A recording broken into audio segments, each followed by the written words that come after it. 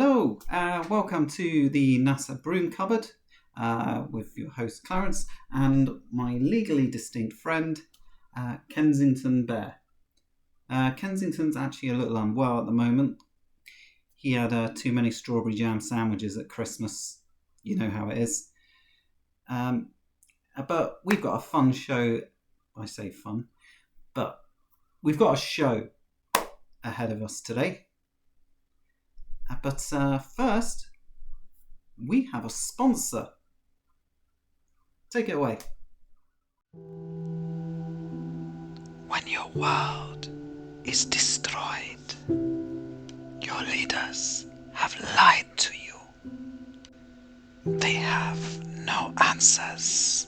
They don't know what is happening, or where the guns are, or anything at all. You need assurance, a straw you can clutch to. Desperation by Fluff.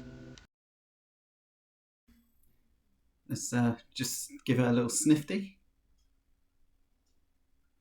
Oh, smells like bullshit. Ugh. Anyway, my guest today is Eric Dubay. Yeah, I'm sure you all know him. What do you have to say, Eric? I understand you're a bit upset about the final experiment. They are attempting to claim that the motion of a light in the sky overhead somehow gives proof of the shape of the ground underfoot. Flat Earthers warned them for months that this is simply a straw man argument that isn't going to convince any critical thinkers. It's odd that you would say that, Eric. You see, there's this book. I've even done a whole series of shorts on it. It's called 200 Proofs the Earth is Not a Spinning Ball. And I counted at least 50 that were related to observations of objects in the sky. I wonder who wrote that book. Unbeknownst to most, for the past few years, portable, panoramic, 360-degree LED studio setups now exist and are being used for Hollywood productions like The Mandalorian and many others. And this is a pencil, Eric. Are we just naming things that exist? Because that's all you're doing. This is not evidence of anything.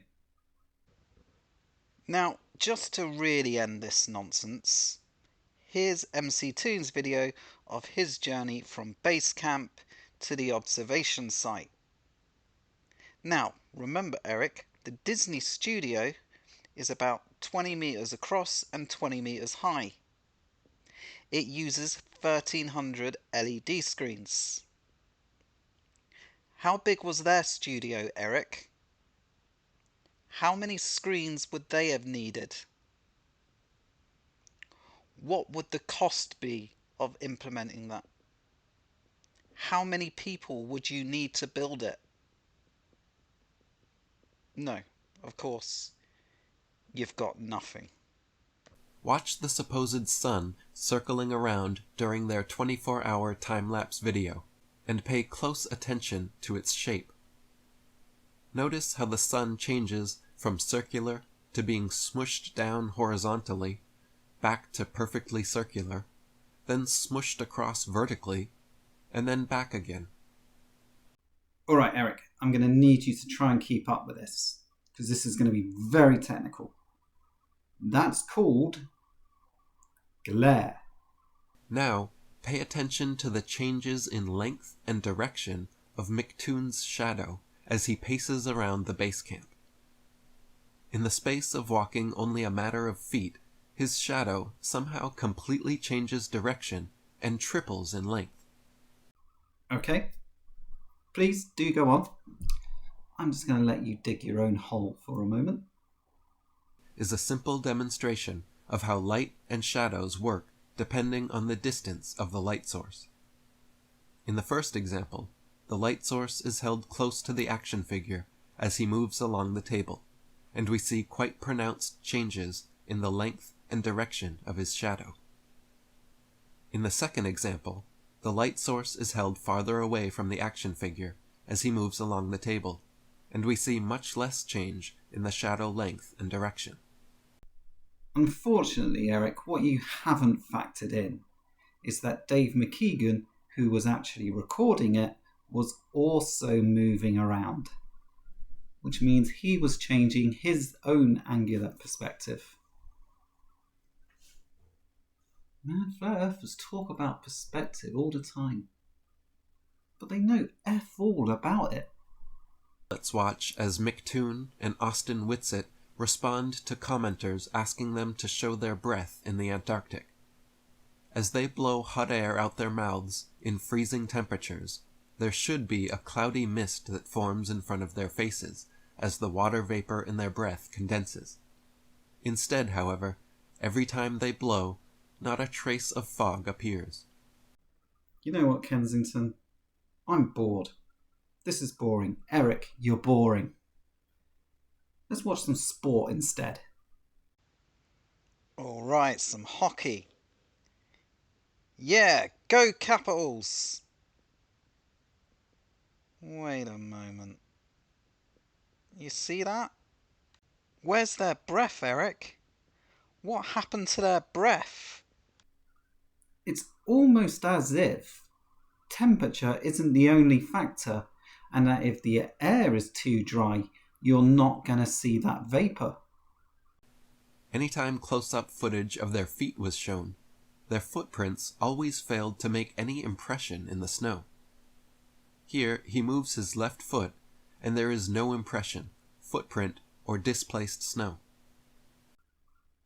So we're just going to ignore all those other footprints and the disturbed snow in that shot. Okay then.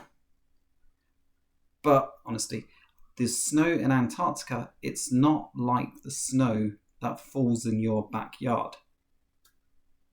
It's more like packed ice, so it's not always going to leave an impression on its surface.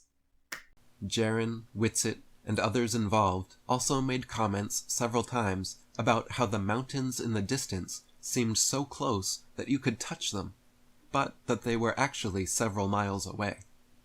Yeah, and that's a common thing for anyone who travels through a desert environment. Because there are no discernible landmarks they can use, it becomes very difficult for them to gauge distances.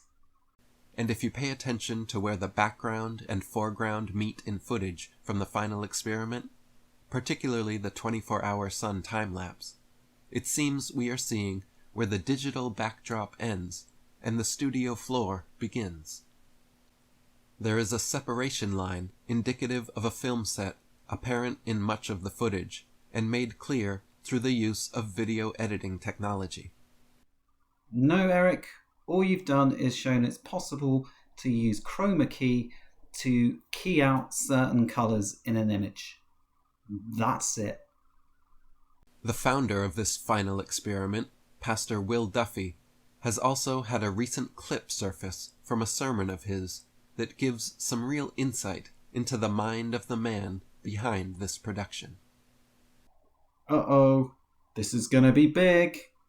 We finally get to my conclusion on the matter of lying and deception, and that is this. After carefully looking at both sides of the debate, and after taking a very deep dive into everything I could possibly find in Scripture regarding lying and deception, I have come to the conclusion that neither lying nor deception are inherently immoral.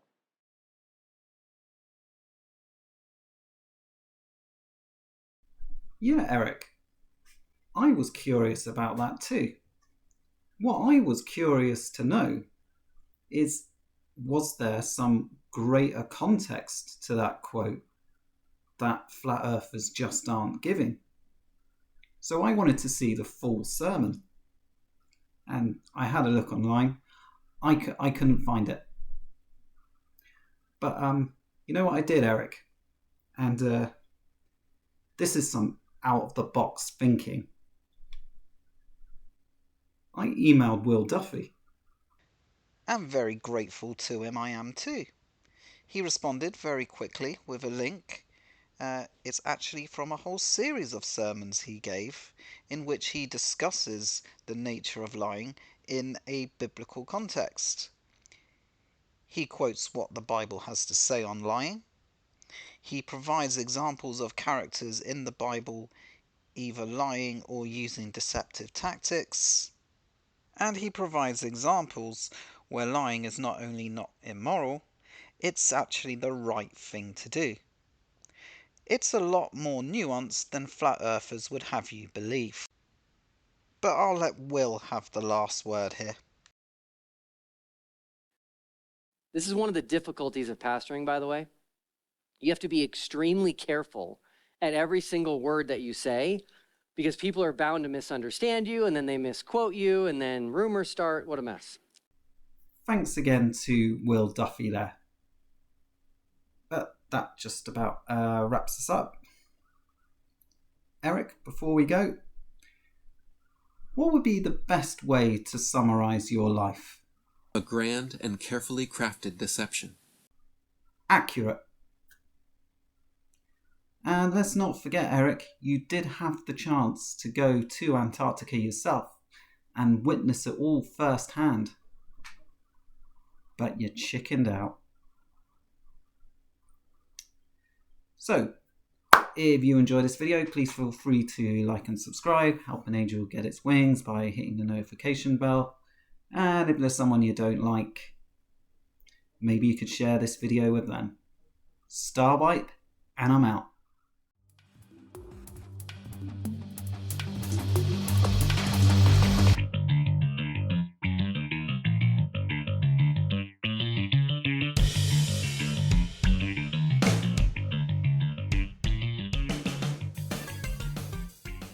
A grand and carefully crafted deception.